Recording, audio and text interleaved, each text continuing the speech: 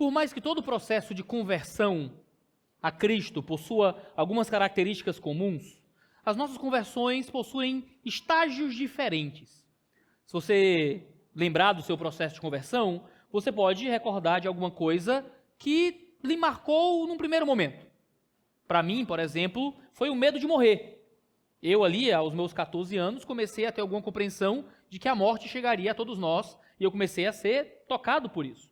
Talvez para alguns de vocês seja a ideia de ser amado, finalmente, por alguém, no caso, o próprio Deus. Para algum outro, pode vir com alguma compreensão intelectual e apologética acerca da razoabilidade do cristianismo. Se eu perguntasse para você como foi o seu processo de conversão, cada um me descreveria algo um tanto diferente. Haveria pontos comuns, mas há particularidades que se apresentam. De fato, nem toda conversão é igual. E em Jonas capítulo 1, os marinheiros que acompanham Jonas em sua tresloucada jornada, aparentemente passam a se converter a Jeová. E é isso que a gente vai olhar hoje, compreendendo a conversão desses homens em 7 estágios. E isso vai nos ajudar a compreender conversão, discipulado e evangelismo. Então, por favor, ouça com cuidado sobre essas conversões em 7 estágios, em Jonas 1, 14, 15 e 16. É o texto que nós vamos ler nessa noite em nosso culto. Jonas 1, do versículo 14 até o versículo 16. Lerei na Nova Almeida atualizada. Diz assim a palavra de Deus. Então clamaram ao Senhor e disseram: Ah, Senhor, rogamos-te que não nos deixes perecer por causa da vida deste homem, e não faças cair sobre nós este sangue inocente, porque tu, Senhor, fizeste o que foi do teu agrado. Em seguida, os marinheiros pegaram Jonas e o lançaram no mar. E a fúria do mar se acalmou. Então esses homens temeram muito o Senhor, ofereceram sacrifícios ao Senhor e fizeram votos. Querido, você deve lembrar do que a gente tem discutido até aqui sobre Jonas, esse profeta que foge do seu chamado e da sua missão. No sermão passado nós falamos sobre como Jonas prefere morrer a se arrepender. Jonas prefere tomar a decisão de ser lançado para fora do navio do que ser lançado de volta a Jeová. Jonas poderia se arrepender, Jonas prefere a morte. O que é que a gente tem no relato que a gente viu no texto passado? Esses marinheiros gentílicos não querem matar Jonas. Não querem jogar Jonas no navio. Se esforçam com todo o empenho. Literalmente no hebraico diz que eles cavavam a água. Eles remavam com muita força para tentar evitar ter que matar Jonas. Eles queriam correr para a praia de algum modo e eles não conseguem. As ondas ficavam cada vez mais fortes porque o braço humano não consegue vencer a força da ira de Deus. Então o texto diz que esses homens param e clamam.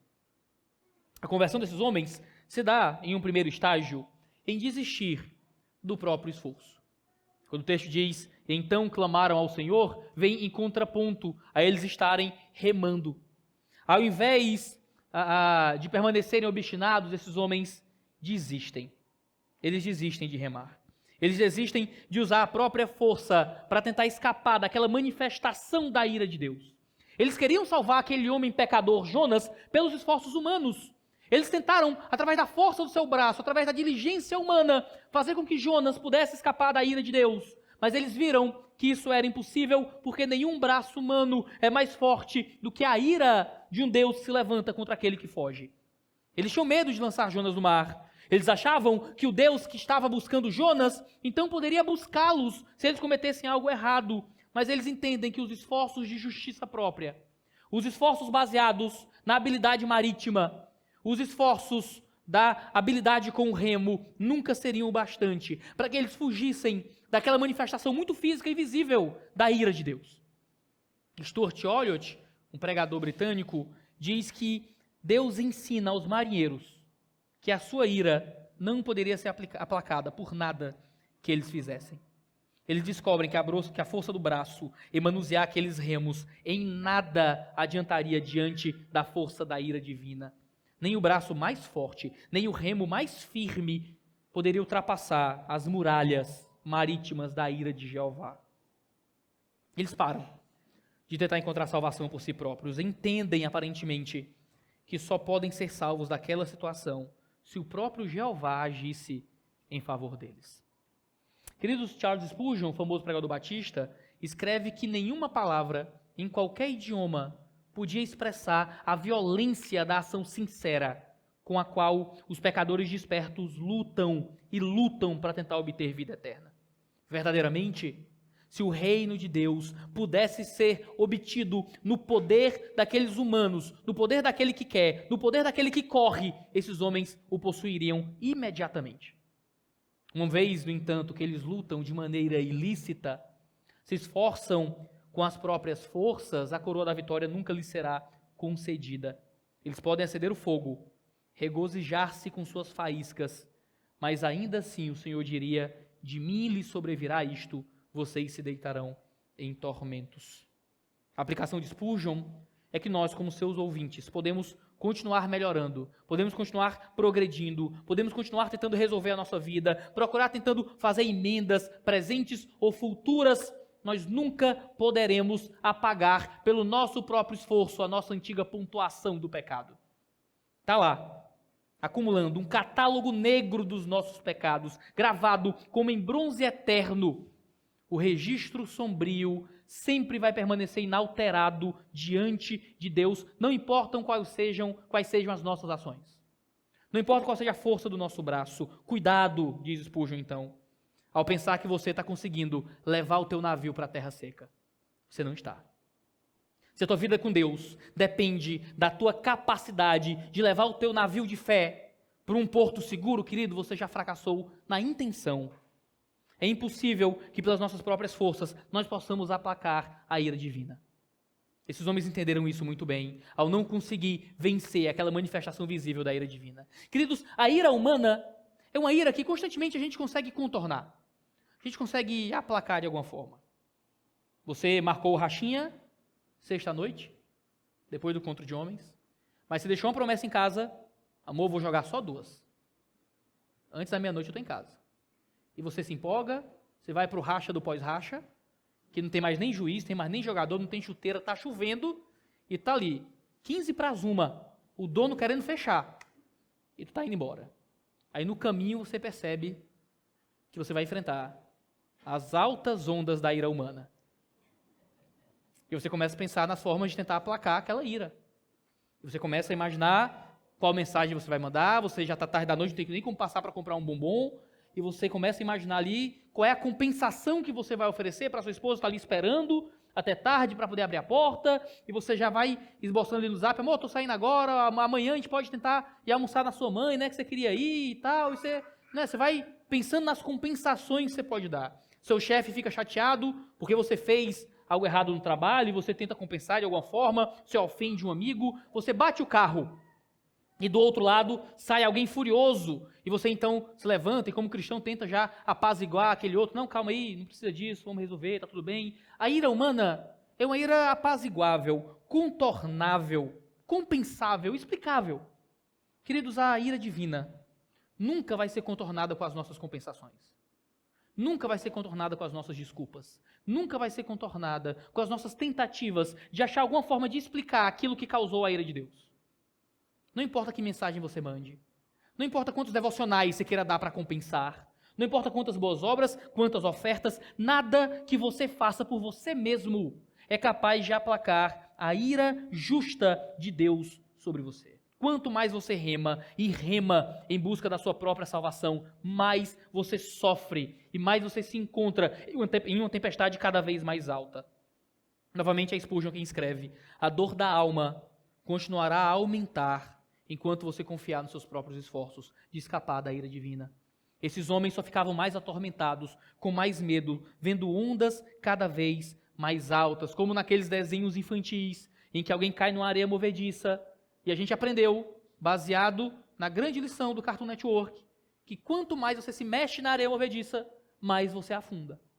A única forma de sair da areia movediça qual é? Você que esteve bem versado nos desenhos da infância, alguém tem que te tirar de lá. Se você tenta nadar, se você tenta se mover, se você tenta lutar, mais você afunda. O que é que você faz? Você simplesmente espera que alguém te resgate. Esses homens pararam de lutar contra as águas, porque eles sabiam que só iam afundar cada vez mais. Nós achamos que afundados no pecado, se movendo com um pouco mais de força, a gente pode escapar da condenação que nos espera. Eu vou orar mais, eu vou ler mais a Bíblia, eu vou fazer mais jejuns, eu não vou faltar em nenhum culto, eu vou dar mais ofertas, e a gente coloca o fundamento na vida com Deus, na nossa própria leitura, no nosso próprio devocional, dos nossos cultos domésticos, e a gente acaba achando que o fundamento da nossa fé é aquilo que a gente faz para Deus, é aquilo que a gente entrega para Ele, e nada disso vai aplacar a ira de Deus, meu querido. Você pode largar o cigarro, você pode fazer jejuns, você pode fazer devocional todo dia, você pode não faltar um culto doméstico, ler a Bíblia inteira todo ano. Nada disso é o bastante para que as montanhas da ira se apaziguem. Porque ainda é confiar na força do braço, ainda é jogar fora algumas cargas do navio, e isso sozinho só deixa o barco mais leve para que as ondas o ataquem com mais força. Queridos, a conversão começa com nós desistindo de alcançar a Deus através dos próprios atos. A nossa conversão muitas vezes começa, como a desses homens começou, com eles entendendo que eles são incapazes de, pelas próprias obras, conseguir escapar e fugir da ira do Deus vivo. Mas eles não fazem só isso. O texto não diz só que eles pararam de remar e de tentar lutar contra as ondas. O texto diz que eles começaram a clamar a Deus. Claro, o processo de conversão não é simplesmente desistir das obras, porque só desistir das obras pode ser qualquer coisa. Pode ser a tristeza, pode ser desespero, pode ser preguiça. Eles não só desistem de suas obras, mas agora eles lutam para estar diante daquele que era o único que poderia tirá-los da ira. Tem uma grande diferença entre você tentar de lutar para simplesmente desistir e você parar de lutar para confiar naquele que luta por você. Aqui esses homens oram e clamam a Deus, coisa que Jonas até agora não faz. Jonas só vai clamar a Deus em Jonas 2. Aqui em Jonas 1, o capitão já orou, os marinheiros já oraram, já clamaram, já chamaram Jonas para orar junto, ele não ora. Aqui eles oram novamente e Jonas nada. Esses homens trocam o remo pelo altar. E o texto não diz isso com clareza, mas eu não duvido que desde o momento em que Jonas falou que ele era enviado de Jeová, fugindo de Jeová, que a ira veio por causa de Jeová, e que eles deveriam jogar Jonas para fora do mar, que aqueles homens deveriam estar em algum tipo de oração privada. Eu acho que eles não devem começar a orar só agora, eles já estavam orando aos outros deuses. Então eu acho que aqui é só o momento cabal em que eles desistem e clamam. Aqui eles clamam já falando dessa lançada de Jonas ao mar. Mas eu imagino claramente esses homens remando e orando. Remando e pedindo para que esse tal de Jeová tivesse misericórdia, e desse força para os braços, e desse estrutura para os remos, e baixasse as ondas. Mas Jeová não responde à oração. As ondas ainda estão lá. Muitas vezes Deus não responde às nossas orações por causa dos seus planos misteriosos e por causa de suas misericórdias que nós não entendemos. Você deve passar por esse tipo de coisa, né? Você ora, você pede, você não entende o motivo de um sofrimento e você está ali, confiante, esperando que Deus faça alguma coisa. Minha filha está doente, isso não está no meu esboço, deveria estar. Mas minha filha está doente, a Catarina está com uma infecção de garganta, está com alguma coisa que Deus há de revelar em algum momento. Né? Ela está com febre há 11 dias.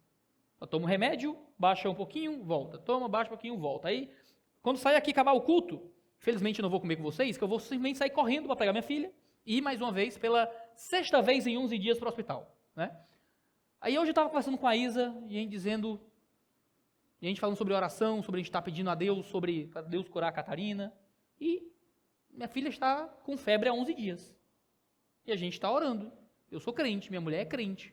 Minha filha não é crente, mas ela é criada por crente. E ela ora com a gente à noite também. E a gente sempre ora com a Catarina, para ela repetir: Papai do céu, me cura, abençoa o papai, a mamãe, as vovós, o vovô. A gente faz as oraçõezinhas com ela. E a gente está orando. E minha filha continua doente. Existe uma onda que se levanta sobre minha família, certamente existem ondas que se levantam sobre as suas famílias. Essa semana, um casal da igreja estava no hospital com seu bebê, sua filha com pneumonia. Outros irmãos da igreja passam pelas variadas dificuldades na própria saúde, na saúde daqueles que amam. Às vezes o problema é familiar, às vezes é psicológico, às vezes é financeiro. Existem muitas ondas à nossa volta. E muitas vezes você ora para que Deus apazigue a força dessas ondas, e muitas vezes essas ondas não se apaziguam. Qual é a nossa atitude diante disso? Bom, esses homens estão diante de algo muito físico, muito característico. Haviam ondas grandes sobre eles. Eles queriam se livrar daquelas ondas. No caso, a gente ora para que Deus nos dê capacidade de lidar com essas ondas. Mas isso é uma coisa muito maravilhosa, irmãos, porque isso é fruto do modo como Deus trabalha com a sua igreja e lhe dá paz. As nossas primeiras orações, quando nós somos novos convertidos ou ainda no processo de conversão, são orações simples, que não compreendem as complexidades do plano de Deus. Nós queremos que Deus resolva a nossa família, que Deus resolva a nossa saúde, que Deus resolva o nosso credicar. São os grandes empecilhos que atrapalham a nossa vida. E a gente ora por isso. Nem sempre no começo da fé nós entendemos que a oração é mais sobre intimidade com Deus do que sobre mudança do nosso relacionamento com as dificuldades. A oração desses homens não é muito teológica, não é muito profunda, mas é certamente direcionada ao Deus correto. Nós somos consolados em saber que oramos errado muitas vezes, não confiamos tanto como deveríamos na oração, e o Espírito Santo ora conosco e ora por nós do nosso lado. Esses homens oram de um jeito muito simples, eles ainda estão preocupados com as ondas. Essa é uma oração diferente da oração que Jesus ensina quando ele está na tempestade com os seus discípulos. Os discípulos ficam com medo, acordam Jesus e meio que oram, né? Estão falando com Jesus. Jesus, as ondas vão destruir o barco. Jesus os repreende por se preocupar com as ondas. Você não tinha nem que estar preocupado com onda, querido. Você não tinha que estar preocupado com a onda. Essa é uma oração da maturidade, queridos. É a oração em que a gente não ora simplesmente para que Deus resolva o problema. É a oração em que a gente ora para que Deus nos coloque em perspectiva correta diante do problema.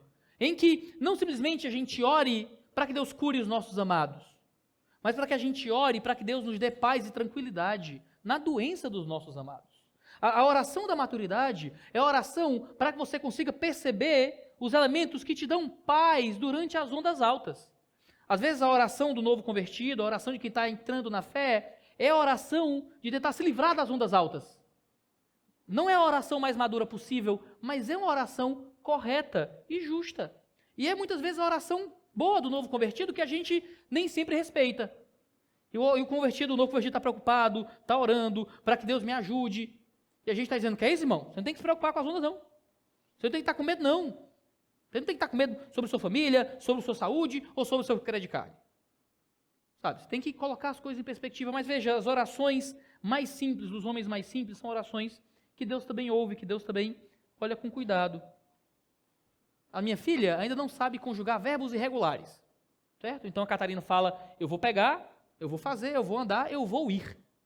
Eu vou ir. Aí ela vai fazer uma coisinha. Eu vou, por isso, achar que ela não está aprendendo português? Pô, ela era muda. Um dia desse, minha filha era muda. Fazia, sabe? Você está engasgando falando. Agora ela consegue se comunicar. Ah, mas ela não entendeu ainda como é que os verbos irregulares funcionam. Na fé é muito assim também, não é? A gente entra para a fé e a gente não entende o vocabulário da fé. A gente não entende os valores da fé. E a gente vai aprendendo. E a gente, às vezes, não sabe conjugar os verbos irregulares. A gente não entende os detalhes, os meandros, as maturidades da vida com Deus. E a gente, no discipulado, às vezes a gente no evangelismo, não consegue respeitar isso. Espera que a pessoa comece já com vida de oração, com todos os valores muito bem estabelecidos, e muitas vezes o que Deus faz é simplesmente mudar o foco da ansiedade. Antes você ficava ansioso com as ondas e você usava a força do braço. Agora você fica ansioso com as ondas e você pede para que Jeová tenha misericórdia e te dê ajuda. Isso é maravilhoso. Isso é maravilhoso, isso é o processo de conversão. Claro que existe uma maturidade para além disso. Que é quando a gente começa a orar para que as ondas não deem mais tanto medo, porque afundar nelas é simplesmente ser levado para mais perto do Senhor. A gente consegue crescer nele se a gente permanece nesse processo de amadurecimento. Os homens então têm seu primeiro contato com a oração ao Deus vivo, pedindo algo muito simples, é quase tem misericórdia de nós, Senhor. É entendendo que as ondas os amedrontam, mas eles colocam agora a ansiedade da cura e da proteção diante daquilo que causava medo, agora no próprio Deus. E então, em um terceiro estágio da conversão desses homens, eles abandonam ou começam a abandonar seus falsos deuses para criar intimidade com o único Deus verdadeiro. O texto diz, e disseram a Senhor. Nas 4 vezes que o termo Jeová, termo Senhor aí na sua Bíblia aparecem, é o nome de Deus, certo? Aquele nome santo de Deus, o tetragrama, Jeová, Javé, dependendo de como tiver aí na sua Bíblia. Há pouco tempo, eles estavam clamando às suas falsas divindades. cada um ao seu próprio Deus regional. Agora eles estão clamando diretamente a Jeová, diretamente ao Deus vivo, com o seu nome santo. Agora não se engane, isso não significa que esses homens pararam de descrer em suas antigas divindades necessariamente. Eles podiam ter apenas adicionado Jeová ao próprio panteão. Isso era muito comum para esses homens acreditar em várias divindades simultaneamente. Você tem a sua, eu tenho a minha, elas convivem de modo pacífico. Eles podiam só ter incorporado esse tal de Jeová. Mas veja, agora eles possuem um Deus diferente diante deles, que foi apresentado por Jonas como um Deus do céu, um Deus da terra, um Deus do mar. Um Deus muito diferente de qualquer Deus regional com o qual eles tiveram contato ao longo da vida. Outros deuses pequenos se tornaram nada diante desse poderoso rei de toda a criação. Este Deus muito diferente dos pequenos deuses regionais que controlavam só pequenas áreas da vida ou pequenos ambientes geográficos. O Jeová que é apresentado a eles é diferente de tudo. E eles vão contemplar a grandeza desse Jeová no poder das ondas que se arrefecem simplesmente porque eles cumprem um sacrifício que lhes é posto. Talvez eles só colocaram Jeová a mais ali. Mas Jeová é muito diferente de qualquer outra coisa que eles tivessem também no coração deles. E isso faz parte muito do nosso próprio processo de conversão. Veja, às vezes quando você se converte, você simplesmente adiciona Deus em toda a sua bagagem que você já tinha. Ou vai dizer que não é assim, eu me converti, eu era um guloso. Aí, sabe o que acontece? Eu não deixei de ser guloso, eu só oro antes de comer. Mas eu ainda sou guloso, ainda como errado. Você se converte e você é iracundo, mas agora você não xinga mais palavrão no trânsito, você chama de fariseu, de Jezabel, né?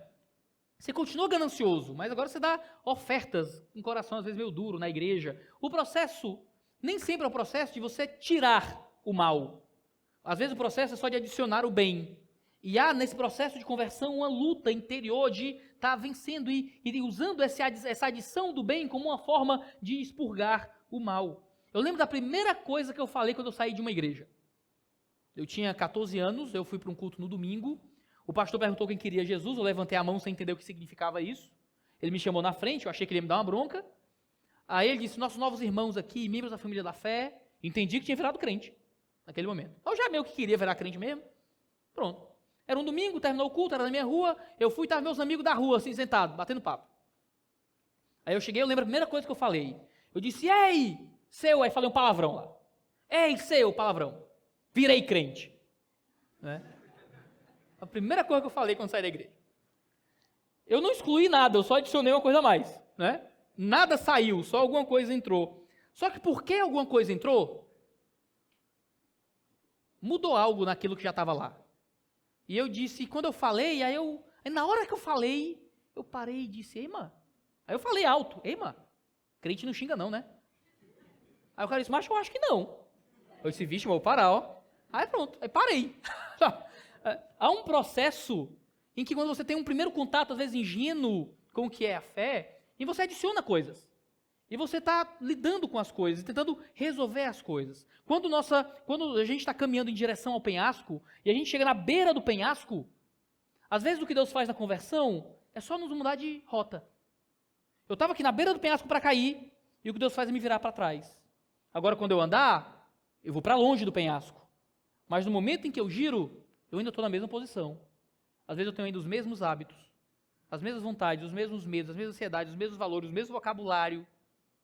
E nesse primeiro momento do choque, eu percebo que agora minha caminhada em direção ao penhasco é uma caminhada para mais longe do penhasco. E o normal é que haja uma deixada, uma fuga daquilo que acontece. No nosso primeiro passo, a gente vai com o tempo desapegando daquilo que é passado. E é muito comum sobre a nossa vida a gente crê em Cristo, às vezes antes de descrer em Maria. A gente crê em Cristo antes de descrer na reencarnação, ou descrer na superstição, descrer no olho gordo, descrer na redenção política, ou o que quer que seja. O caminho da conversão, claro, é deixar os outros deuses para trás mais e mais profundamente. Mas o primeiro momento pode ser um momento de confusão sobre o papel dos nossos antigos apegos. Você adiciona Jesus, entende que ele está acima de tudo e vai descobrindo onde você coloca as coisas antigas que você tinha ali. A gente não pode achar que vai começar onde termina. É muito comum que pais desejem que seus filhos casem com a vida financeira que eles só conseguiram na velhice. Diz, não, filho, você só pode casar com casa própria e carro na garagem. Você pergunta, mas pai, você casou, você tinha o quê? Não, nada. Morava no barraco, tava de ônibus. Você não começa onde o outro está terminando. Tem um causo pastoral famoso, né? Ouvi no seminário, em que um pastor titular convidou um jovem seminarista para ser pastor auxiliar da igreja. E ele fez ali sua descrição de exigências. Eu quero um escritório, um gabinete com ar-condicionado assim, quero um salário tal, quero um carro, quero um plano de saúde, tais benefícios. Aí o pastor olhou e disse, querido, você está querendo começar onde eu estou terminando. Né? E às vezes é o que a gente espera dos outros na fé, não é? A gente quer que os outros comecem onde a gente está terminando e a gente esquece de onde a gente veio. E o cara quer Jesus e ele não entende as coisas direito. Às vezes termina o culto e alguém está vindo pela primeira vez, nunca entrou na igreja evangélica, ou entrou pela segunda ou terceira vez, ele não sabe se Jesus está no Antigo ou no Novo Testamento. Ele não sabe se quem escreveu Romanos foi Paulo ou foi Moisés. O cara não sabe de nada. E você conversa com ele, ele fala um monte de coisa meio esquisita, ele tem uma visão de Deus ainda meio estranha, ele ainda fala da fé como se fosse uma coisa meio que vai resolver ali o casamento dele porque ele fez umas besteiras, e aí e é tudo muito, sabe? Ele não chegou para falar sobre a grande gravidade do seu pecado com Deus e Cristo como Christus Victor naquela cruz do Calvário, fazendo a substituição, sabe? É dupla predestinação. O cara está, sabe, começando e entendendo e aprendendo. A gente não espera que o novo convertido seja você depois de anos de EBD, que foi para o seminário, que leu livros difíceis. Os homens estão crescendo. E a gente entende esse crescimento, a gente entende que esses homens oram, pedem ao Deus verdadeiro, ainda lidando com seus falsos deuses. Não ache que você, porque ainda está em suas batalhas contra os falsos deuses da sua vida e da sua história, que você ainda talvez não tenha aceitado o Deus verdadeiro. Talvez você não tenha aceitado se você parou no seu crescimento. Eu acredito que esses homens devem ter depois voltado para suas terras, agora aprendido mais sobre Jeová, compreendido Jeová, entendido que ele seria o único Deus verdadeiro de suas vidas. Aqueles que continuaram nesse caminho de conversão foram aqueles que entenderam que os seus antigos deuses deveriam ter sido deixados para trás. Mas o começo sempre é um começo de confusão, e a nossa função como discipuladores, como pregadores do evangelho, é ajudar os irmãos a lidarem com essa confusão. Mas não se espante com a confusão. Ela existe nos outros e ela existe em algum nível em você. Você tem que lidar com isso no seu coração. Um quarto estágio é que esses homens então pedem perdão pelos seus pecados. Eles pedem perdão pelos seus pecados. O texto diz, rogamos-te que não nos deixes perecer por causa da vida deste homem, e não faças cair sobre nós este sangue inocente. Lembra, eles não queriam jogar Jonas no mar. Esses gentios agem com profunda misericórdia, e eles dão a Jonas a misericórdia que Jonas não deu aos gentios, não é? Esses gentios aqui, povos não judeus, estão sofrendo por causa de Jonas. E eles, sofrendo por causa de Jonas, querem o bem de Jonas, não querem matar Jonas. Enquanto Jonas, porque o povo da Assíria fez Israel sofrer, se recusa a levar o evangelho para o pessoal da Assíria. Aqueles são melhores do que Jonas e muito. Gentios que agem com misericórdia. Lembra Paulo em Atos 28:2, né, quando ele está na ilha de Malta, e ele diz ali que os bárbaros nos trataram com singular humanidade. Às vezes os homens sem Deus também exercem misericórdia, e aqui eles citam o Antigo Testamento, o que é muito estranho, porque esses homens não parecem ser judeus, mas eles dizem algo muito próximo de Deuteronômio 21, quando fala para que sangue inocente não seja derramado sobre o povo de Israel. Parece que há aqui Deus usando esses homens para repetir a lei para Jonas. Jonas, lá em Nínive, é cheio de gente a ser resgatada, a ser salva. E você se recusa a levar o evangelho para eles, esse sangue inocente cairá sobre você. E aqui eles oram, Deus não deixe que esse sangue inocente caia sobre nós. Posteriormente, Jeremias cita esses marinheiros em Jeremias 26, justamente repetindo a voz de Deus sobre o sangue inocente não cair sobre a cidade e os seus moradores. E eles pedem perdão por esse sangue inocente. Eles viram que Jeová estava punindo Jonas. E eles conhecem a severidade do Deus vivo. E então eles têm medo que essa severidade recaia sobre eles. Veja, Jonas é sangue inocente, não no sentido de que Jonas não tinha nenhuma culpa ou nenhum pecado de nada. Mas a ideia é que Jonas não havia cometido nenhum crime que fosse passível de pena de morte. Naquele tempo, não existiam tantas cortes como no processo legal de hoje. Haviam pequenas cortes, pequenas comunidades que contemplavam o crime, aquilo era levado ali à liderança local e haveria um juízo que seria aplicado por aquela pequena comunidade. Você não tinha um carrasco, as pessoas cumpriam ali a pena de morte. Eles, se encontrassem Jonas cometendo um crime passível de pena de morte, poderiam naquele momento exercer um juízo e jogar Jonas ao mar. E seriam inocentes nisso, porque eles estariam cumprindo parte do papel daquele sistema jurídico extremamente incipiente daquelas comunidades. Eles não julgam que Jonas cometeu um crime contra eles, para que Jonas pudesse ser morto. Então Jonas era sangue inocente nesse sentido. O único motivo que eles tinham para matar Jonas era a própria indicação de Jonas diante da manifestação da fúria de Deus. E então esses homens, diante disso, de ter que fazer algo que parecia contra-intuitivo para eles, eles oram a Deus, pedindo misericórdia, pedindo que eles não fossem culpados por aquilo. Aqui eles fazem algo que Jonas não fez até aqui, que é simplesmente pedir perdão a Deus, pedir que o pecado não caia, que a culpa do pecado não caia sobre eles. Ah, queridos, quantas vezes nós não encontramos em nossa dureza ímpios muito mais dispostos a reconhecerem suas falhas do que nós como cristãos? Parece que a gente fica orgulhoso, né, com um tempo de fé, meio arrogante. Parece que reconhecer erros e falhas e dizer que está errado é uma coisa que machuca muito, que dói demais. A gente raramente abre para dizer, não, eu sou pecador mesmo, eu falho, não, eu sou, não tenho. A gente confessa pecados limpos, né? Pecados simples, aqueles pecados que não causam muita vergonha, os pecados mais graves, mais sérios, mais socialmente estranhos, são coisas que a gente guarda e que ninguém nunca pode saber. Esses homens, por outro lado, tão rápidos em pedir para que Deus os perdoe. Eles sabem que Deus poderia derramar a ira sobre eles.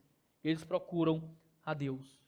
Quantas vezes a minha fé não é edificada ao pregar o Evangelho, a falar de Cristo no hospital, a falar de Cristo numa escola, a falar de Cristo para as pessoas num ônibus e encontrar como resposta um coração às vezes muito aberto a tentar se consertar com Deus. O homem sem Deus muitas vezes é rápido em dizer, pastor, eu preciso de Deus na minha vida, se não for Deus eu estou acabado. Pastor, é só o Senhor, não tem nada em mim, eu sou um pecador miserável, eu só faço coisa errada, pastor. E a gente na igreja diz, não, mas assim, eu até que ando na linha, né, Deus? Graças a Deus, Senhor, que eu não sou como aquele publicano. É muito fácil que a gente se sinta e se torne fariseus. E a gente não consiga repetir essa fé humilde de se aproximar de Deus, dizendo, ser propício a mim, pecador. Eles iam fazer aquilo que Deus havia indicado, eles tinham medo mesmo assim. E pedem por misericórdia e perdão. Porque conversão de fato é sobre o nosso relacionamento com Deus. E ainda que o medo deles seja medo das ondas, eles também têm medo de Deus. Porque entenderam que as ondas eram manifestação da ira do próprio Deus. Então eles querem se acertar com o próprio Senhor. Num quinto estágio, esses homens então se submetem à vontade de Deus. Eles dizem, porque tu, Senhor, fizeste o que foi do teu agrado. Eles entendiam que Deus os estava guiando àquela decisão, tanto por meio de Jonas, como por um profeta, como no meio da encruzilhada que eles foram colocados ali. Eles ouvem o que entendem como uma palavra profética, me joguem no mar. E mesmo com medo de obedecer a Deus, eles obedecem a Deus. Eles têm medo do que Deus podia fazer com eles, mas fazem, o que é bem diferente de Jonas. Toda a narrativa do relacionamento de Jonas com os marinheiros é uma narrativa dos marinheiros ocupando uma posição que Jonas deveria ter ocupado. E aqui eles então se submetem ao próprio Deus. Às vezes, pessoas em processo de conversão são muito mais sensíveis à vontade de Deus do que nós, já às vezes velhos na fé. Quantas vezes no gabinete pastoral eu não ouvi cristãos desesperados com pecados que eu já naturalizei na minha vida? Quantas vezes eu já não cheguei em casa para sentar com a minha esposa e dizer, Isa, rapaz, hoje eu fui aconselhar um casal que está se matando porque estão fazendo tudo o que eu faço. Tudo o que eu faço. Às vezes o casal chega lá em casa e conta, pastor, a gente está passando por esse problema. E a Isa diz, rapaz, a gente estava discutindo por isso agorinha, antes de vocês chegarem. Aí o casal entra em parafuso, né? Vale, vocês pecam, como é que é isso? Né? O pastor pode pecar? Tá no contrato não, que pastor não peca? É isso? Né? A mulher do pastor peca também? Como é que é? A pessoa não entende, né? E a verdade é que nós, muitas vezes na fé, nos acostumamos muito rápido com aqueles pecados que convivem com a gente, né? Você não se acostuma com o pecado dos outros. O teu pecado é o teu. Aí esse aí é muito ruim de ver na minha vida, ver aparecer perto de mim, me prejudicando, coisa horrível. O meu que eu pratico, eu já pratico há muito tempo, já é de casa, sabe? Já é meu, já tá ali, já naturalizou. O teu é ruim, o meu não, bichinho, não faz mal a ninguém, gente. Só de vez em quando, terça e quinta, mas tirando isso, tá tudo aqui, controlado, tá em casa. A gente se acostuma com os nossos próprios pecados. E é muito edificante participar do discipulado, participar de entrevista com novos membros, participar do processo de evangelismo, quando você vê aquela fé que está tendo aquele primeiro contato e que às vezes não encontrou as mesmas desculpas que a gente, não aprendeu a fingir como a gente aprendeu a fingir. Acredito, é difícil disciplinar crente velho, porque aprendeu o que é que tem que dizer. Sabe quais são as palavras certas para usar? E muitas vezes não vem de canto nenhum. Sabe quais são as palavras de arrependimento? Sabe como é a forma de evitar a disciplina? Tem um passo a passo muito simples que você consegue fingir se você quiser. Mas muitas vezes a fé inocente, a fé simples, é uma fé que não finge, não sabe fingir muito bem ainda. Não aprendeu o vocabulário teológico, não aprendeu os processos ainda muito bem. É um perigo, irmãos, quando a gente domina um pouco mais de teologia, quando a gente domina um pouco mais a linguagem da fé, quando a gente conhece um pouco mais a vivência da espiritualidade, porque a gente começa a achar muitas excelentes ferramentas para esconder o nosso pecado. Conheci um amigo, talvez um dos homens mais inteligentes que eu já conheci. Um dia eu fui puxar o saco dele e falei, rapaz, mas tu é muito inteligente, cara, esse negócio que tu escreveu aqui, coisa linda. Ele disse, ô Iago, mas isso é uma maldição. Eu tomei um susto, né? Por quê? Eu disse, porque eu sou esperto demais para esconder meus pecados. Rapaz, o pessoal tentou me pegar, mas rodou um nó. E ninguém me pega nos meus pecados. Se o Espírito Santo não tocar em mim para eu ir lá e confessar e falar, rapaz, eu escondo bem demais. E não é isso que a gente às vezes consegue? A gente consegue maturidade na fé e vida de igreja para conseguir esconder melhor? E por isso, muitas vezes, quando a gente vai averiguar ministérios bem-sucedidos, vidas de líderes da igreja, diáconos, pastores, e às vezes quando a gente descobre, meu Deus, de uma hora para outra, caiu. E nunca é de uma hora para outra. É sempre nós vivendo uma vida constante de esconder, de fingir, de se acostumar. E você acha normal o modo como você trata a sua esposa. Já não devia tratar, não devia achar há muito tempo. Você acha normal o modo como você se relaciona com a vida financeira da igreja. Você acha normal o modo como você lida com as questões éticas do trabalho. Você acha normal o modo como você conversa com as pessoas do sexo oposto na sua comunidade ou na sua vida comum. Você naturaliza, todo mundo faz isso, é assim mesmo, é o normal.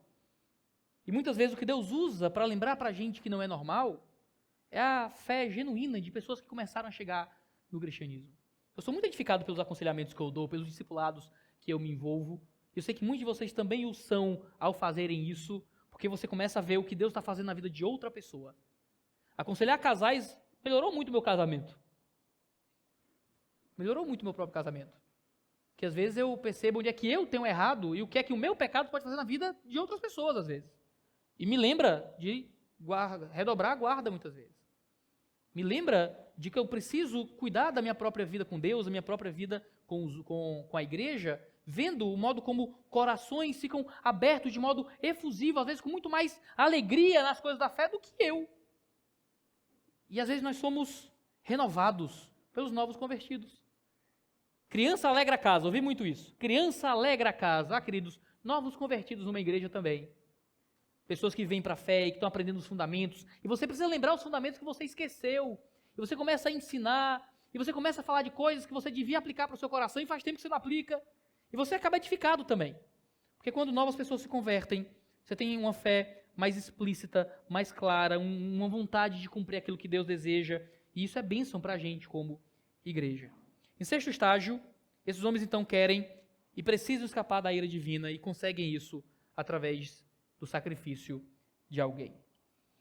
Em seguida, os marinheiros pegaram Jonas e o lançaram no mar. E a fúria do mar se acalmou.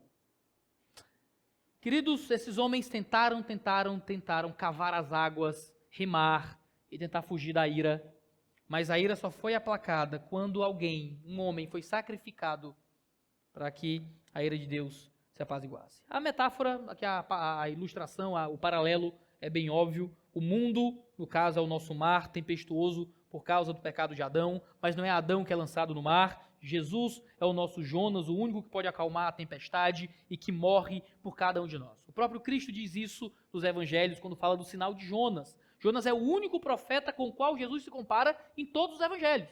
E você poderia escolher qualquer outro, menos Jonas. Jesus podia se dizer como um novo Elias, um novo Moisés, um novo Jeremias, e ele se diz alguém que vai repetir o sinal de Jonas. Ave Maria, Jonas. Alé, Jesus. Jonas. Mas aqui a gente tem justamente um homem que é sacrificado para que a ira de Deus seja apaziguada.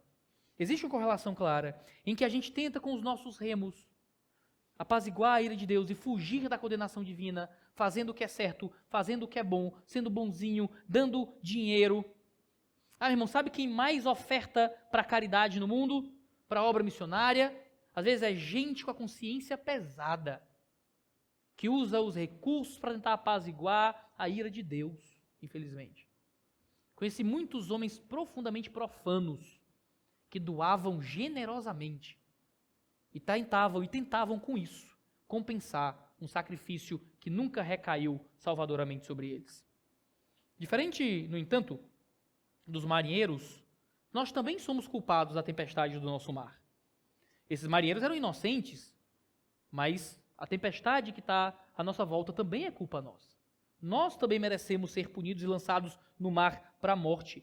Diferente de Jonas, Jesus não foi o responsável pela nossa culpa. Jesus não foi o responsável pelo nosso sofrimento. Diferente de Jonas, não foi Jesus que fez com que os mares se levantassem sobre nós. Mas Jesus é exclusivamente responsável pela nossa salvação. Jonas é lançado ao mar por causa de seu próprio pecado. Jesus se lança ao mar por causa do nosso pecado. E esse é o grande sinal de Jonas. Na carta 102, Agostinho, um dos primeiros pais da igreja, escreve que assim como Jonas passou do navio para o ventre da baleia, assim Cristo passou da cruz para o sepulcro ou para o abismo da morte. E como Jonas sofreu isso por causa daqueles que foram ameaçados pela tempestade, assim Cristo sofreu por causa daqueles que são lançados nas ondas desse mundo. Cristo morre como um Jonas muito superior. Assim como Jonas é lançado no mar para apaziguar a ira, Cristo é lançado no Calvário para apaziguar a nossa ira. Querido, se você ainda vive remando com força para tentar escapar da fúria das ondas de Deus, experimente escapar debaixo daquele que morreu para que a ira se apaziguasse. Para aqueles homens, Jonas morre. Eu acho que eles não enxergam Jonas sendo engolido pelo peixe. Você conhece a história, né? Jonas ele não morre nesse relato, ele é engolido por um grande peixe. Em Jonas 2, Jonas diz que ele chegou a afundar bem fundo no mar. Ele chegou bem nas profundezas das águas. E parece que é ali que ele é, então, comido. O que me faz pensar na imagem de um Jonas que cai numa tempestade turbulenta e afunda. E o destino de Jonas não é conhecido por aqueles homens mais.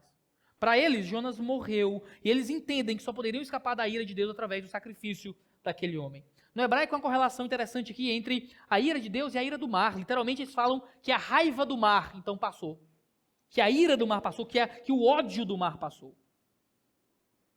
Esses homens não poderiam, assim como nós não podemos fugir da ira confiando nos remos. É como um casamento, sabe? Um casamento bom, bem-sucedido, é um casamento que não pode fazer das coisas boas a base daquele casamento. Eu posso perguntar para você, filha, o seu casamento está bem? Você diz, pastor, meu marido é ótimo. É um homem de Deus. Ele é legal. Ele se exercita. Está com um tanquinho, pastor. Meu marido me trata bem. Uma vez no mês traz rosas. Cozinha no fim de semana. Lava os pratos, pastor. Ainda enxuga. Meu Deus. Enxuga. Meu marido é um homem maravilhoso. Nunca discorda de mim em público. Me chama de querida, de meu amor. É um ótimo marido, pastor. Aí as meninas pensando, né? Cadê esse aí, né? Eu quero esse. Me dá 2. Né? Aí acontece que a vida começa a ficar difícil. Ele adoece, a vida financeira vai mal, ele arruma um segundo emprego, ele agora chega muito cansado do trabalho, meio estressado, trânsito horrível, arrumou um emprego horrível e longe, agora ele não consegue mais comprar rosas que nem dinheiro tem, agora ele está um pouco mais impaciente com as cargas da vida, ele não se tornou mais o marido que você amava e queria, achava maravilhoso. E o que acontece? Quando a base do casamento são as coisas boas que o marido faz, no dia que as ondas crescem, o que acontece com aquele casamento? Ele rompe, ele acaba. Por quê? Porque a base do casamento era as coisas boas que aconteciam. Pastor, minha esposa é... Pastor, você não tem noção. Minha mulher é uma mulher de Deus. Cheirosa, pastor. Uma bênção aquela mulher. Gente, ela fala baixo comigo, pastor. Quando eu chego em casa do trabalho, está lá, comidinha feita, quentinha, pastor. Faz o que eu mais gosto. Com alegria, trata bem a minha mãe. Nunca discorda de mim em público. Intimidade física é um negócio excelente, pastor. Pensa numa esposa boa. E aí o tempo passa, os filhos vêm, uma doença, a intimidade física deixa de ser a mesma coisa, parentes do lado da família dela começam a dar trabalho, e a vida vai ficando difícil, e aquela mulher que você achava maravilhosa não tem mais grana para comprar perfume, e agora, para onde é que vai o casamento? Se a base do casamento era aquilo de legal que o outro tinha, as coisas agradáveis que ela fazia, o casamento rui. Qual é a base do relacionamento? A base de um casamento não é aquelas coisas, aquelas qualidades que te agradam. A base de um casamento é um compromisso de vida, de entrega e de serviço, em que, ainda que falte no outro, esse compromisso mantém a gente. Agora, o compromisso mantém para quê? Para que tudo bem faltar no outro? Não. É na base dessa aliança que a gente luta para ficar cheiroso. Que a gente luta para falar baixo. Que a gente luta para tratar bem, para chamar de meu amor e para fazer a comidinha que o marido gosta. Para ter uma intimidade que seja frutífera. O casamento, ele precisa ter essas coisas, mas ele não pode fazer dessas coisas o fundamento do casamento. Porque às vezes o dia mal vem e o casamento passa por altos e baixos. E se a aliança não for firme, for baseado unicamente na frequência sexual ou na habilidade na cozinha, o casamento tem uma estrutura muito frágil, em que ele acaba daqui para acolá. Mas quando há uma base firme, essas coisas podem florescer de fato. Veja, na nossa vida com Deus é a mesma coisa. A nossa vida com Deus não pode ser baseada no nosso devocional. Veja, a nossa vida com Deus não pode ser baseada na nossa oração, no nosso jejum, na nossa frequência no culto, nas nossas ofertas. É para ter essas coisas. E quando tem essas coisas é bom. É um casamento maduro, é um relacionamento duradouro, que tem frutos. Mas às vezes, queridos, o dia mal vem no nosso casamento. As ondas sofrem, no nosso casamento com Deus aqui no caso. As ondas crescem, você arruma um outro emprego, você está fazendo faculdade, e agora o teu devocional maravilhoso de 1 hora vira uma oração no ônibus. E agora os teus 3 capítulos lidos com um comentário bíblico sendo consultado aqui do lado. Agora vira uma leitura um tanto rápida antes de dormir, meio fracassada, sabe? E às vezes sua frequência em todos os cultos da igreja, servindo em 4 ministérios, vira uma vinda no domingo, porque agora na semana você tem trabalho à noite, tem faculdade, tem a vida que surge, o filho que apareceu. E aí o que é que você diz? Minha vida com Deus acabou. Não tem mais. Eu acho que eu não sou crente. Eu acho que eu vou embora. Eu acho que Deus não me ama mais. Por quê? Porque é muito fácil a gente depositar a nossa confiança não naquele que é fiel até quando somos infiéis, como disse Paulo. Não naquele que mesmo quando a gente começa a fracassar, continua nos amarrando em laços de misericórdia, e a gente depositou a nossa esperança na nossa própria força de remar em direção a Ele. Agora veja, essa aliança e essa certeza de que Ele permanece conosco, mesmo em nossos fracassos, que nos dá força para lutar todos os dias contra os nossos fracassos. Para ter devocionais melhores, para orar melhor, para estar perto da vida da igreja, para lutar contra os nossos pecados, mas entendendo que nós fazemos isso para Ele, por amor dEle, para a glória dEle, como agradecimento por aquilo que Ele tem a fazer por nós, para aprofundar o relacionamento com Ele, não para conquistá-lo. Porque isso seria achar que nós estamos conseguindo levar o nosso barco para a praia, para a zona segura, através do nosso próprio esforço. O 7º e último estágio da conversão desses homens é que então eles sacrificam e fazem votos a Deus. Termina dizendo, então esses homens temeram muito o Senhor, ofereceram sacrifícios ao Senhor e fizeram votos. Veja só, o medo da tempestade vira medo de Deus. O termo medo aqui, não estranhe, o termo temor é muito usado no Antigo Testamento para falar de reverência. Não de um medo, eu estou assustado com Deus. Olha essas ondas, Deus deve ser assustador. Sim, envolve a ideia de que há uma força poderosa ali, mas a ideia de reverência, de uma prestação de culto. Então eles não estão só com medo de Deus matá-los, eles têm medo, uma reverência diante do Deus vivo. E há aqui conversões muito inesperadas, veja só. Eles temem o Senhor, Jeová, oferecem sacrifícios. Onde eles fazem isso? Porque eles jogaram todas as cargas no mar. No barco não parece mais ter nenhum tipo de utensílio que eles possam usar para fazer novos sacrifícios. A não ser que tenha sobrado algum item de sacrifício dos antigos deuses que eles serviam e que eles usam isso agora para Jeová, é provável que esses sacrifícios fossem feitos no solo, quando voltassem para a terra firme. Agora, com certeza, votos são compromissos que são feitos para depois. Você faz um voto, um comprometimento com Deus, e isso significa um tipo de relacionamento que vai para além daquele momento. Você pode fazer um sacrifício para Jeová ali no barco e esquecer de Jeová. Você não tem como fazer um voto com Jeová e esquecer de Jeová. Você deve permanecer nesse relacionamento. Então, eu acredito que há conversões inesperadas aqui. Alguns homens talvez tenham realmente lutado e se comprometido, de fato, agora com esse Deus de Israel. Jonas, como um profeta, é um fracasso. Porque Jonas não pregou o evangelho para esses homens. Não explicou muita coisa sobre Jeová para esses homens. Mas esses homens viram o que Jeová fez com Jonas. Sabem que Jonas fugia sendo hebreu, havia um Jeová, criador do céu, da terra e do mar, que estava vindo ali da região de Jerusalém. Eu não duvido que alguns desses homens tenham encontrado mais sobre quem era esse Jeová. Jeová persegue Jonas, e é Jonas quem perde, é Jonas quem fracassa. Podia ser o último momento daqueles homens, podia ser o último momento da vida daqueles homens, e Jonas não diz nada para que aqueles homens se arrependessem. E mesmo assim, aqueles homens se arrependem. Alguns deles, pelo menos, encontram alguma conversão ali com a Jeová. Isso é maravilhoso, irmãos, porque a gente percebe que há um Deus misericordioso, que usa até os piores pregadores para levar a sua palavra. Que usa até gente que prega mal para levar o evangelho. Você tem medo de pregar porque você acha que prega mal? Eu te garanto, brother, que tu prega melhor que Jonas. Você tem vergonha de pregar porque você acha que não está muito bem das palavras, você não usa muito bem? Querido, mais que Jonas você consegue falar. Você acha que não consegue pregar porque você não tem a melhor vida com Deus que poderia ter? Melhor que Jonas eu garanto. Jonas está fugindo diretamente de Deus, evitando, tentando não pregar à força. E Deus usa Jonas. Um profeta hipócrita, fujão, em pecado.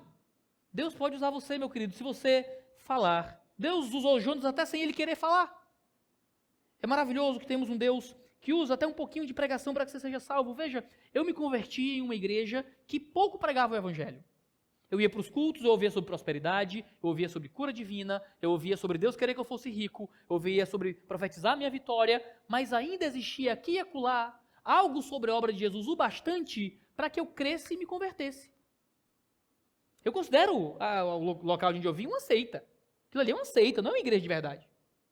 Mas veja, houve evangelho bastante para que eu ouvisse, cresce e em algum momento saísse dali. Claro, existem versões do cristianismo por aí, outras igrejas, algumas delas se afastam muito do verdadeiro cristianismo.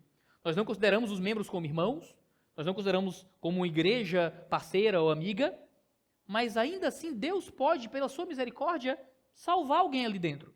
Conheci pessoas que creram no evangelho pela pregação de seus padres. Creram, porque algo do evangelho foi falado ali, e então entenderam, ficaram ali mais um tempo, e então foram embora. Pessoas que ouviram a pregação do espiritismo. E no espiritismo kardecista, eles usam a Bíblia, e aí estão interpretando ali alguma passagem, eles ouvem, aprendem, o Espírito Santo faz uma coisa diferente ali, e eles ficam mais um tempo até irem embora. Veja, Deus é tão misericordioso que Ele usa tudo. Usa até mesmo pregadores de igrejas falsas, usa pregações ruins. Quantos de nós não fomos evangelizados por pessoas que se desviaram? Eu fui evangelizado por um homem que já era desviado. Um desviado pregou o evangelho para mim. Eu criei. Quantos de nós não fomos batizados, às vezes por pastores que largaram o ministério? E sabe o que é gracioso? Deus é tão bom, tão misericordioso, que Ele ainda assim nos alcança, através de instrumentos que a gente muitas vezes nem imaginava.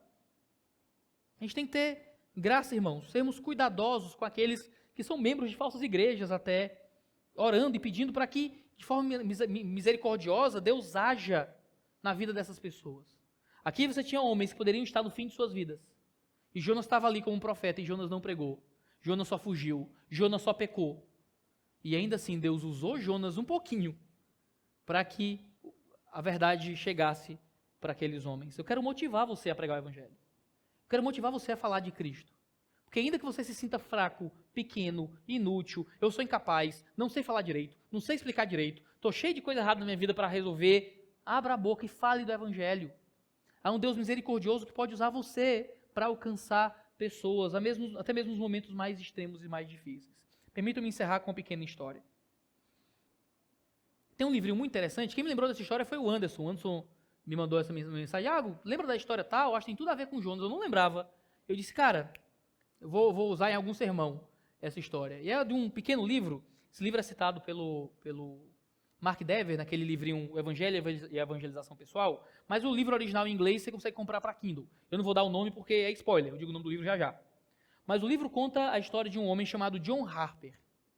John Harper nasceu num lar cristão na Escócia em 1872 e ele se converteu aos 14 anos. Aos 17, o John Harper já estava pregando pelas ruas ali como evangelista itinerante e se tornou um missionário e um pastor em Londres. Sua pequena igreja chegou a quase a quintuplicar de tamanho através de seu ministério. Conhecido pelo seu zelo evangelístico, a Moody Church, nos Estados Unidos, chamou ele para pregar em uma conferência. Foi uma longa viagem de navio, mas ele esteve lá presente, servindo os irmãos e ensinando. Alguns anos depois, já viúvo, ele é chamado novamente para pregar essa mesma conferência. Então ele toma a sua filha Nana, de 4 anos, uma prima um pouco mais velha de Nana, e entra em um novo navio que faria essa rota lá da Inglaterra para os Estados Unidos. A Nana, que aqui a gente sabe da história dele por 2 fontes. Uma é a Nana, a filha, que conta que perto da meia-noite, o pai a acorda e diz que aconteceu uma coisa esquisita. O navio tinha acabado de bater num iceberg. Essa, você deve conhecer a história do Titanic. Eles estavam lá no Titanic e ele disse, Nana, pega, tá vindo um outro navio para vir resgatar a gente, mas por segurança, pega aí tua prima, vocês vão pegar um bote salva-vidas e vocês vão ficar lá no bote, certo, até vir um outro navio. Você sabe da história, é uma catástrofe mundialmente famosa. No caso, Nana e a prima sobrevivem, mas aquela foi a última vez que a filha e a sobrinha viram o John Harper. Em tese, aquele homem, ninguém sabe o que aconteceria, teria acontecido com aquele homem depois daquele momento. Sua filha conta até aí esse relato. Mas alguns anos depois, há um testemunho de uma outra pessoa que sobreviveu ao naufrágio. Aliás, alguns meses depois. Foi em uma reunião de oração em Ontário, nos Estados Unidos, em que um homem que estava no Titanic na noite do naufrágio conta um testemunho. E esse testemunho é relatado, provavelmente, de um dos trabalhadores do navio. O nome chega a ser esboçado lá no livro de quem seria esse homem. Esse homem sobreviveu também ao Titanic, assim como a Nana, mas ele não sobreviveu num navio, num barco salva-vidas. Ele sobreviveu, um dos poucos, agarrado aos destroços do navio. Ele conseguiu sobreviver. Ele diz, e esse é o testemunho de conversão dele, que enquanto ele estava agarrado aos destroços, um homem, também agarrado aos destroços, lutando pela vida, estava lá nos escombros do naufrágio do Titanic. E uma onda bateu, que levou então aquele homem para perto dele. E aqui eu leio exatamente o que diz o livro. O livro narra dizendo o seguinte, que aquele homem que chegou até ele era John Harper.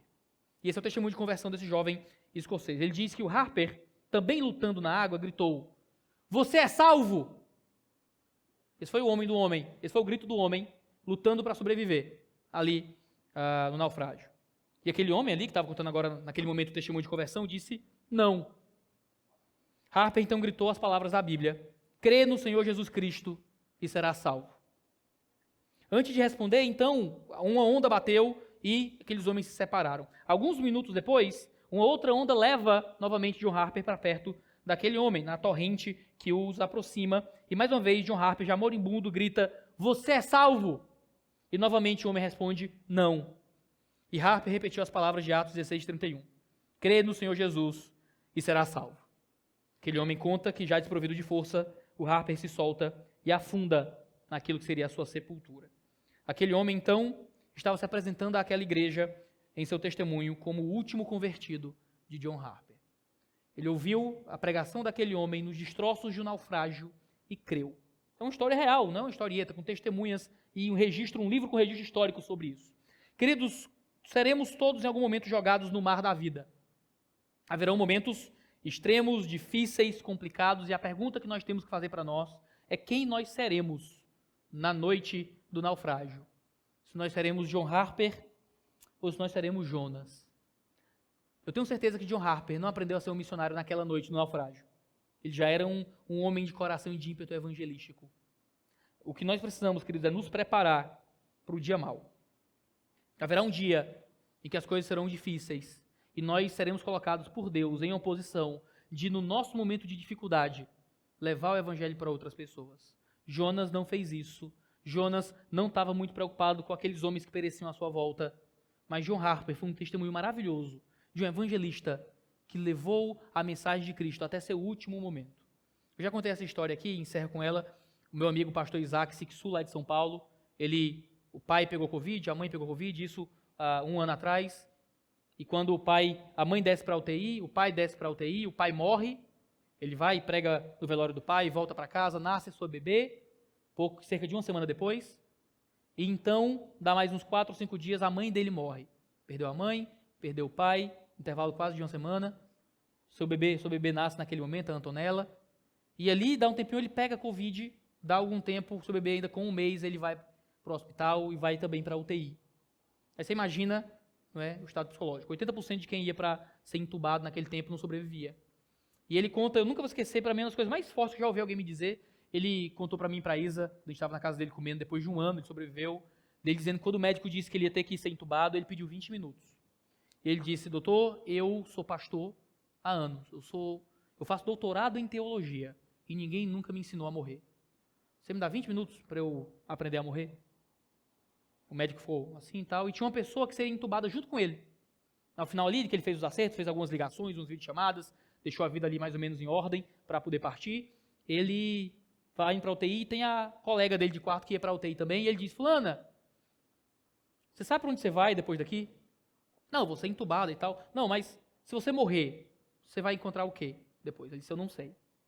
E ali, ele indo ser entubado, pôde pregar o evangelho para aquela mulher e falar de que havia um céu, de que havia um Cristo.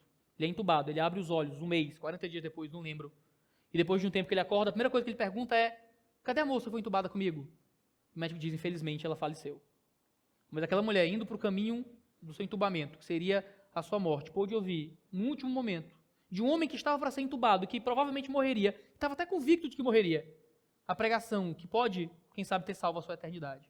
Queridos, nós seremos colocados em muitas situações extremas ao longo de nossa vida. Uma filha pode ficar com 11 dias de febre e você ir 6 dias para o hospital, e Deus coloca a gente lá do lado de mães que estão indo com seus filhos, bebês, para a UTI, por causa de problemas respiratórios.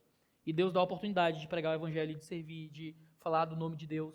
Deus vai te colocar em acidentes, Deus vai te colocar você trabalhando de Uber moto, perto de mulheres que vão pular da ponte, e Deus te usa para tentar impedir o suicídio. Deus vai te colocar como um profissional, vendendo coisas no dia a dia, e vai vir alguém para falar contigo com um problema, com uma dor, e você pode trazer o evangelho. Você é um médico, você é um enfermeiro, ou você é só alguém vivendo a vida.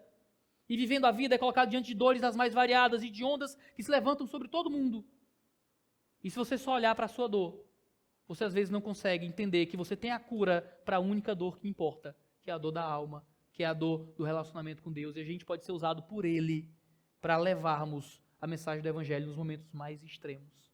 Espero que a mensagem daquilo que Deus fez na vida daqueles marinheiros, através e apesar da vida de Jonas, possa ser também um encorajamento para a gente não só entender a grandeza do que é a conversão, mas também entender a grandeza do que é a pregação do Evangelho em tempos tão catastróficos como aqueles que nós vivemos. Mas Jonas cai no mar.